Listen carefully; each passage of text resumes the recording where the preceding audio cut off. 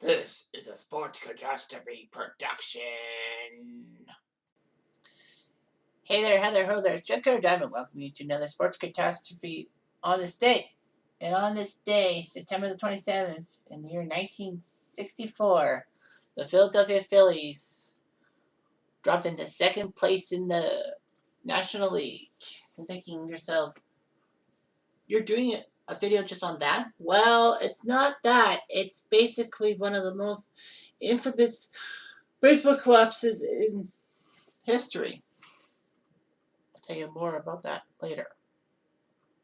So anyway, the Phillies made a massive trade before the 1964 season, sending Don Demeter and Jack Hamilton from Philly to Detroit for Jim Bunning and Gus Triandos. It's like, what the heck? Jim Bunning is going from Detroit to Philly? Wow. Philly must really be going all in on this because Jim Bunning is a pretty good pitcher. The Phillies were terrible. They finished last a lot of times. In 1962, there was even a cartoon in a baseball magazine saying the player arrived at French Foreign Legion outpost, saying that I was released by the Phillies. Anyway, the Phillies would get better. By 1960, Gene Mauch was there. Despite the fact that the Phillies lost 107 games in 1961, including a 23-game losing streak, that even those Mets of 1962 couldn't even do, they were getting respected and all that. So the Phillies had some great stuff in the pitching. Chris Short has been around since 1959. Art Mahaffey with Dennis Bennett and Ray Culp were the other starters. Bullpen had Ed Roebuck, John Booster, and Dallas Green. Yes, that Dallas Green. Rick Wise was a spot starter at times. Jack Bolshoin was the closer. With Jim Bunning coming to the Phillies thought they had some good moves and all that.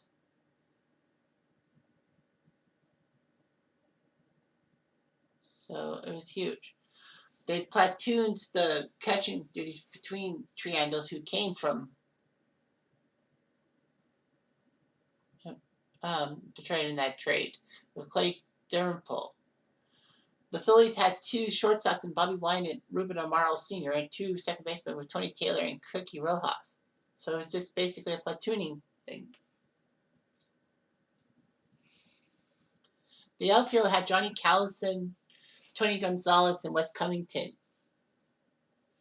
in it, with Danny Cater also playing too. So it was huge for Philly to get Jim Bunning because he was a legend. But he was having problems with the front office of the Tigers and couldn't get along with the Tigers' new manager, Charlie Dressen. Bunning asked for a trade and he went to Philly. The Phillies seemed destined, and they started out 8-2, and they looked pretty good.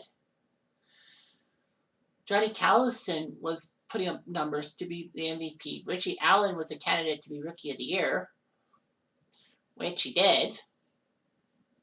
In addition to pitching, Bunning actually, I don't know who they mentioned, with Chris Short being the ace before Bunning came, he didn't need the pressure, so Short was the number 2 guy. So Johnny Callison actually was a hero for the National League in the 1964 All-Star Game at Shea Stadium when he had a 3-run home run off of Dick Raddatz to win for the National League. The Phillies would get Frank Thomas, not that Frank Thomas, from the Mets, and Vic Power from the Angels to shore up the bench. The Phillies were having a great time, and it looked like it's the first time since 1950 that they would get to the World Series. Remember, in those days in the National League, 1964, you had to win the National League to go to the World Series. Nothing else.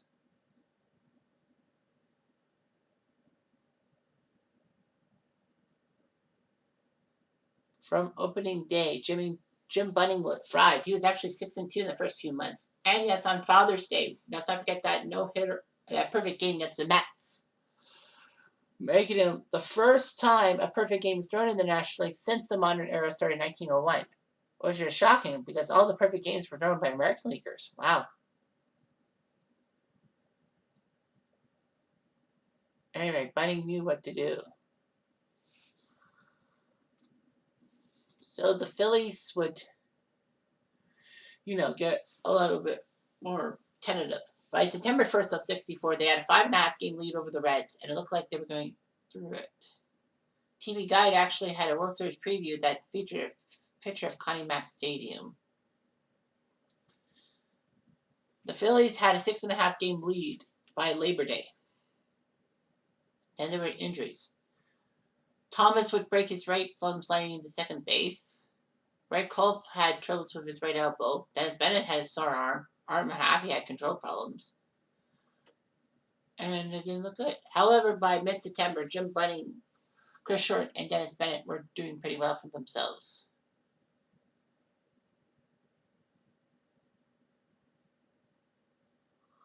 Jim Bunning did his job. The club went 12-9, but they still had a 6.5 game lead with 12 to play, so they knew they had a lot to go for. So the Phillies knew if they swept the Reds, there would be no way the Reds would come back on them.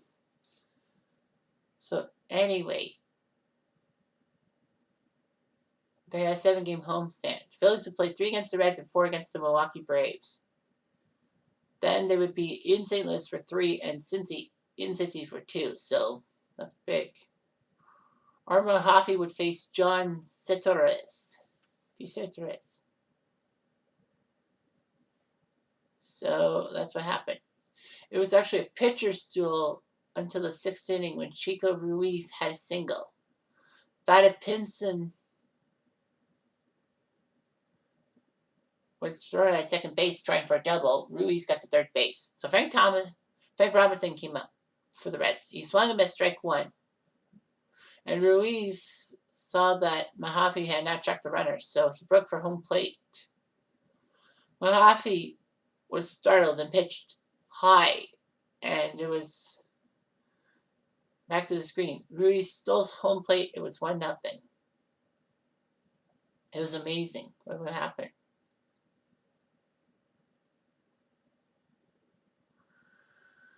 Fortunately, the second game of the collapse was that they lost 6-4 to the Reds. Dennis Bennett could only last 6 innings, and they lost 6-4, so it's down to 3.5 games. Milwaukee was next, so Jim Bunning came was the starter, but Joe Torre, that Joe Torre had 3 RBIs to make it 5-3. So the Braves won. Chris Short would pitch on 2 days rest, which was shocking. The Phillies would lose, and it was down to 5. And the lead was down to a 1.5 games. That was when Gene Mauch was panicking and all that. The Braves beat the Phillies 6-4, and then down to half a game. Bunning came in, pitching on 2 days rest himself, but it only lasted 3 innings. Phillies then dropped to second place, and the Reds took first place by 1 game. But what was funny is that even though it was the Reds and Phillies, there was a third team. It was the Cardinals. They were a 1.5 games out of first place. Phillies couldn't believe it. The Phillies had to go to St. Louis to play for 3 games. But they couldn't do it. They lost to the Cardinals, and they got swept by the Cardinals. They did sweep the Cincy Reds 10-0 in the final game. That one actually was huge because that Philly win over the Reds actually helped the Cardinals win the NL pennant. And St. Louis, surprisingly, being down by a lot of games in September, came back to not only steal the pennant from the Phillies and go to the 64 World Series, they actually overtopped the Reds. So it was huge. Richie Allen, a.k.a. Dick Allen, had one of the greatest seasons by a rookie ever in baseball. He actually led the National League in runs, triples, extra base hits, and total bases, and finished up 5 in batting average.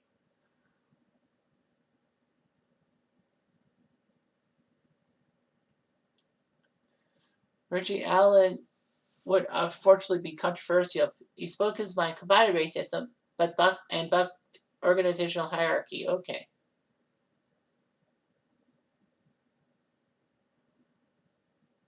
So anyway, Allen would be traded to St. Louis for Curt Flood. Flood, but Flood refused to report, and that was how the reserve clause was taken out of it. Flood, he failed his lawsuit, but the reserve clause was thrown on 75. And then he basically retired by 1974. There were rumors that Dick Allen was going to come back to the Phillies by 75, but the Phillies went with Gary Maddox, getting him from the Giants for Willie Montañez. But the Phillies did acquire Allen 3 days later, and Dick Allen liked the stadium and all of that, and played for Philly for a few years. Jim Bunning still did pretty well, but shockingly he was traded to Pittsburgh prior to the 68 season. Then he was with the Dodgers, and then he went back to Philly for 2 mediocre seasons.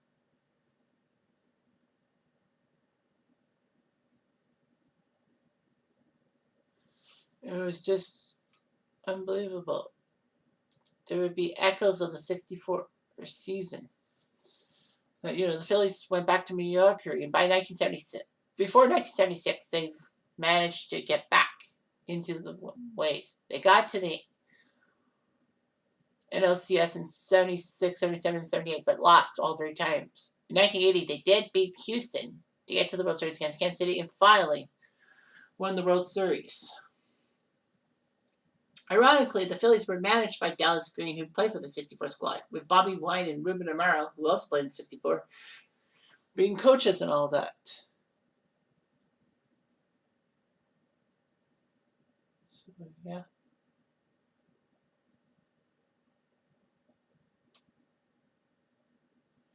So that's what happened. The Phillies would end up second place to St. Louis. A massive choke job if I ever saw one myself. However, this wouldn't be the last major choke in baseball history. 1987, the Blue Jays made a massive choke, which I will talk about on this day, coming up early in October. The 2008, or was it 2007 Mets? I think the 07 and 08 Mets made massive chokes near the end of the season that cost them the NL East and a playoff spot. And the 2012 Texas Rangers. They were up by 5 games with about a week and a half left, and they choked it to Oakland. So that was just not right in Dodger land, or Philly land, if you will. But that's the way it goes. Anyway, I'm Jeff. I'm going to do.